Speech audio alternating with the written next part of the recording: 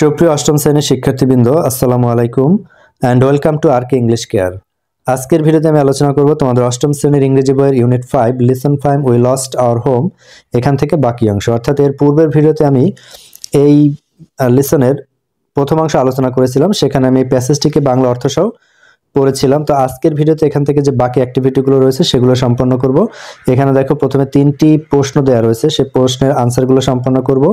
তারপরে এখানে একটি কলাম দেওয়া রয়েছে এবং এখানে একটি অসম্পূর্ণ প্যাসেজ দেওয়া হয়েছে, সেই প্যাসেজটিও আজকে আমরা সম্পন্ন করব। তারপরে ডি নাম্বারে আরও 3টি প্রশ্ন রয়েছে এবং ই নাম্বারে একটি এক্সপিরিয়েন্স শেয়ার করতে বলেছে। তো প্রিয় শিক্ষার্থীরা, আজকের এই ভিডিওতে আমরা এই সকল অ্যাক্টিভিটিগুলো সম্পন্ন করতে চলেছি।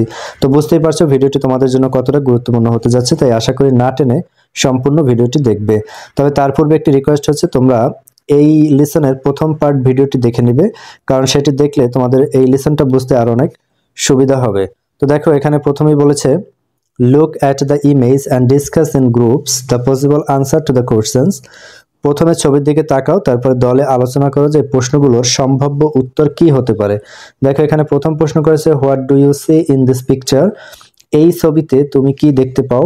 Do you think this lake is natural? তুমি কি মনে করো যে এই হ্রদটি হচ্ছে প্রাকৃতিক? এক্সপ্লেন, ব্যাখ্যা করো।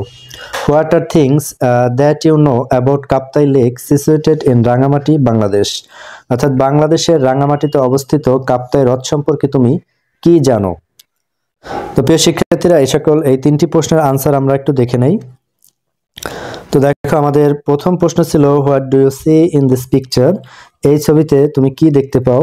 The picture shows a beautiful lake surrounded by hills.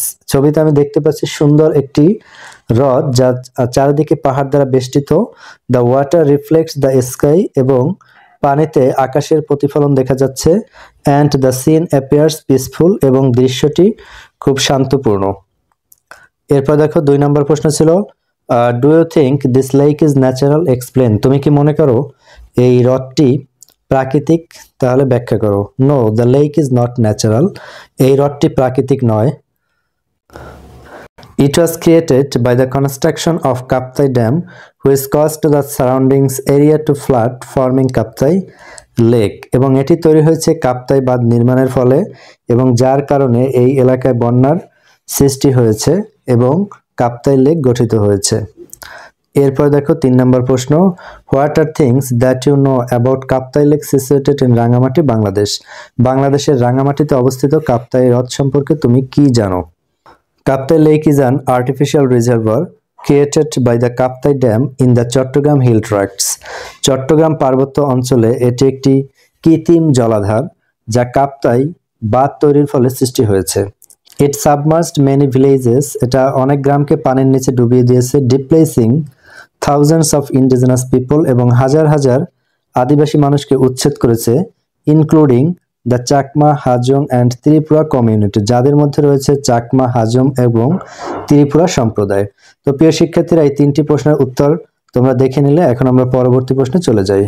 এরপর দেখো বি নাম্বার রয়েছে, match the words in column A with their correct meaning in column B. অর্থাৎ কলাম এতে যে শব্দ রয়েছে তার অর্থের সাথে কলাম বিতে যে সেন্টেন্সগুলো দেওয়া রয়েছে তার অর্থের সাথে মিল করতে হবে। তো প্রিয় শিক্ষার্থীরা, সেই উত্তরটি আমি তোমাদের জন্য আলাদা এক জায়গায় করে রেখেছি, সেটি আমরা দেখে নেব। এরপর দেখো সি নাম্বারে বলেছে, complete the paragraph by the clues given below. অর্থাৎ নিচে যে ক্লুগুলো দেওয়া রয়েছে, এই যে কিছু ওয়ার্ড দেওয়া রয়েছে, এই ওয়ার্ডগুলো দিয়ে এই প্যারাগ্রাফটিকে সম্পন্ন করতে হবে। অর্থাৎ তোমরা দেখতেই পাচ্ছ যে এই প্যাসেজটির মাঝখানে কিছু ব্ল্যাঙ্ক রয়েছে, তো এই ওয়ার্ডগুলো দিয়ে সেই ব্ল্যাঙ্কগুলোকে পূরণ করতে হবে। তো সেই আনসারটা আমরা একটু দেখে নেই। তো প্রিয় শিক্ষার্থীরা, বি এবং সি এই 2টা আনসার আমরা একটু দেখে নেই। তো আমাদের বি নাম্বার আনসার হচ্ছে, দেখো অ্যাফ্লুয়েন্ট, এবং অ্যাফ্লুয়েন্ট মানে হচ্ছে সমৃদ্ধশালী, এবং এর সাথে আমাদের আনসার হবে C number, wealthy or having an abundance. এরপর দেখো বি নাম্বার হচ্ছে পজিটিভ, মানে হচ্ছে স্বল্পতা বা অভাব। এর সাথে আমাদের যাবে D number, a lack of something, scarcity. এরপরে 3 নাম্বার হচ্ছে ডিসপ্লেসড, মানে হচ্ছে বাস্তুচ্যুত। এরপর দেখো এর সাথে যাবে E number, force to leave one's home. এরপর দেখো 4 নাম্বার রয়েছে রিফিউজি মানে হচ্ছে উদ্বাস্তু, to leave one's country permanently. এরপরে 5 নাম্বার হচ্ছে পার্মানেন্ট মানে হচ্ছে স্থায়ী, lasting or intended to last forever.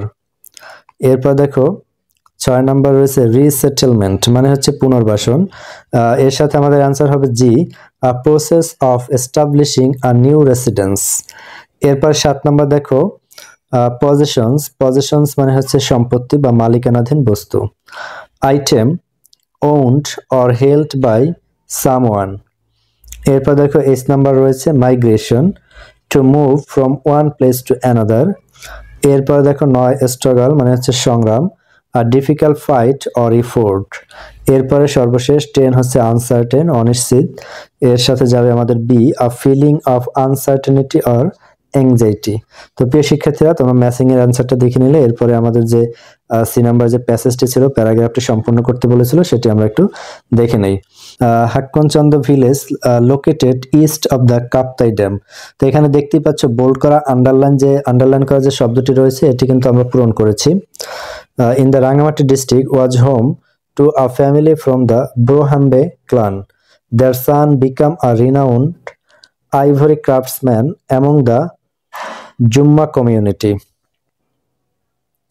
His niece, Shushama Chakma, my grandmother, is now over 80 and witnessed significant historical events.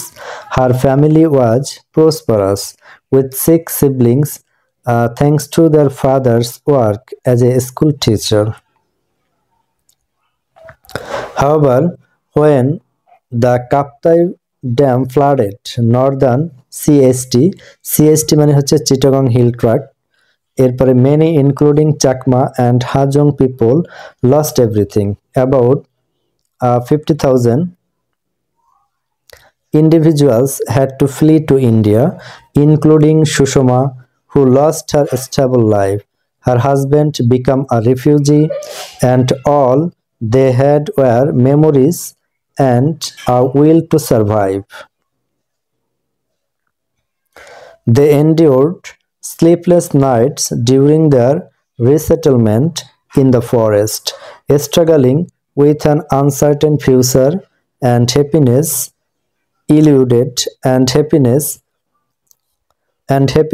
eluded them. তো বেশ শিক্ষার্থী, আমরা প্যারাগ্রাফটিও দেখে নিলাম। তো আশা করি তোমরা বুঝতে পেরেছো। তো এখন আমরা পরবর্তী যে প্রশ্ন রয়েছে সেটা একটু দেখে নেই। তো এরপর দেখো ডি নাম্বারে 3টি প্রশ্ন রয়েছে। How many siblings did Sushma Chakma have? Sushma চাকমারা কয় ভাই বোন ছিলেন? এরপর দেখো what happen to the land when the Kaptai dam was built, অর্থাৎ কাপ্তাই বাঁধ যখন নির্মাণ করা হয় তখন সে ভূমির কি ঘটেছিল। এরপর দেখো what did Sushma and her family loss after they had to move, অর্থাৎ সুষমা এবং তার পরিবার কি হারিয়েছিল যখন তারা এখান থেকে চলে গিয়েছিল। এরপরে দেখো ই নাম্বারে রয়েছে find out if anyone from your family have visited the Kaptai lake in Rangamati. বলছে খুঁজে বের করো যে তোমার পরিবারে কেউ একজন যিনি রাঙামাটির কাপ্তাই লেক পরিদর্শন করেছেন। If so listen to their experience and share it with the class. যদি তারা করে থাকে, অর্থাৎ তুমি যদি এরকম কাউকে খুঁজে পাও যিনি কাপ্তাই হ্রদ পরিদর্শন করেছেন, তবে তার কাছ থেকে সেই এক্সপিরিয়েন্সটা তুমি শুনে নাও এবং সেটা পরবর্তীতে শ্রেণীতে শেয়ার করে দাও। তো প্রিয় শিক্ষার্থীরা, ডি নাম্বারের প্রশ্ন এবং ই নাম্বারের এই যে এক্সপিরিয়েন্স গ্যাদারিং, এই অ্যান্সার দুইটা আমরা একটু দেখে নেই। আমাদের ডি নাম্বারের প্রথম প্রশ্ন ছিল how many siblings did Sushma Chakma have? Sushma চাকমারা কয় ভাই বোন ছিলেন? Sushma had 6 siblings, 3 brothers and 3 sisters, অর্থাৎ তারা 6 ভাই বোন ছিলেন, যার মধ্যে 3 জন ভাই ছিলেন এবং 3 জন বোন ছিলেন। What happen to the land when the Kaptai dam was built? আমাদের আনসার হচ্ছে দেখো the land was submerged under water due to the construction of the Kaptai dam, অর্থাৎ কাপ্তাই বাঁধ নির্মাণের ফলে সমগ্র এলাকাটা তাদের জমিগুলোকে পানির নিচে তলিয়ে গেল। Forcing thousands of people to leave their homes, এবং এর ফলে হাজার হাজার মানুষ তাদের বাড়িঘর ছাড়তে বাধ্য হয়েছে। এরপর দেখো 3 number what did Sushma and her family loss after they had to move? Answer হচ্ছে Sushma and her family lost their home, land and all their positions, অর্থাৎ তারা তাদের জমি হারিয়েছে, তাদের পরিবার হারিয়েছে, তাদের বাড়ি হারিয়েছে এবং সবকিছুই, অন্য যে সকল সম্পত্তি ছিল সবকিছুই তারা হারিয়েছে। They had to flee to India, তাদেরকে ইন্ডিয়া পালিয়ে যেতে হয়েছিল। And live as refugee struggling to survive, এবং সেখানে তারা শরণার্থীর মতো উদ্বাস্তুর মতো বসবাস করেছে, অ্যান্ড স্ট্রাগলিং টু সার্ভাইভ, এবং টিকে থাকার সংগ্রাম করেছে। তো প্রিয় শিক্ষার্থীরা, প্রশ্ন তিনটা আনসার তোমরা দেখলে নিলে, এবং এরপরে আমাদের যে পরবর্তী যে প্রশ্নটি ছিল ই নাম্বার, অর্থাৎ এক্সপিরিয়েন্স শেয়ার করা, সেটা আমরা একটু দেখে নেই। এখানে বলেছে দেখো, yes my uncle visited Kaptai lake a few years ago. আমার যে আঙ্কেল রয়েছে, চাচা রয়েছে, তিনি কয়েক বছর আগে কাপ্তাই হ্রদ ভ্রমণ করেছিলেন। He described it as a breathtaking place surrounded by green hills and calm waters. তিনি এটাকে অত্যন্ত সুন্দর একটি জায়গা হিসেবে বর্ণনা করেছেন, যেখানে রয়েছে কি চারিদিকে পাহাড়ে ঘেরা এবং শান্ত জলধারা। এরপর দেখো, he took a boat ride on the lake and visited nearby tourist spot like Shuvolong waterfall. তিনি একটি ভোট বা একটি নৌকা ভাড়া করেছিলেন এবং আশেপাশে যে পর্যটন কেন্দ্রগুলো রয়েছে, স্পটগুলো রয়েছে, তিনি সেগুলো ঘুরে দেখলেন। তার মধ্যে একটা উল্লেখ করেছেন, যেমন শুভলং ওয়াটারফল মানে হচ্ছে শুভলং ঝর্ণা। তো এই শুভলং ঝর্ণা কিন্তু রাঙামাটির একটি বিখ্যাত জলপ্রপাত। এরপর দেখো, he also mentioned that the lake was man made. তিনি আরো উল্লেখ করেন যে এই হ্রদটি ছিল মানুষের তৈরি। And was created by the construction of the Kaptai dam, এবং এটি তৈরি করা হয়েছিল কাপ্তাই বাঁধের নির্মাণের ফলে। Which displaced many indigenous people, যার ফলে অনেক আদিবাসী লোকজনকে উচ্ছেদ করা হয়। He found the place peaceful, তিনি দেখলেন এই জায়গাটা অনেক শান্তিপূর্ণ। And loved the natural beauty, এবং প্রাকৃতিক সৌন্দর্যকে পছন্দ করলেন।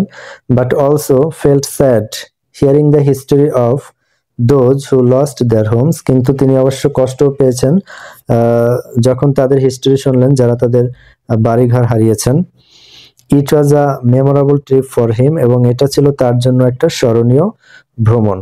তো প্রিয় শিক্ষার্থীরা, এক্সপিরিয়েন্স শেয়ারটিও তোমরা দেখে নিলে। তো আজকের ভিডিওটি আমি এখানে শেষ করব।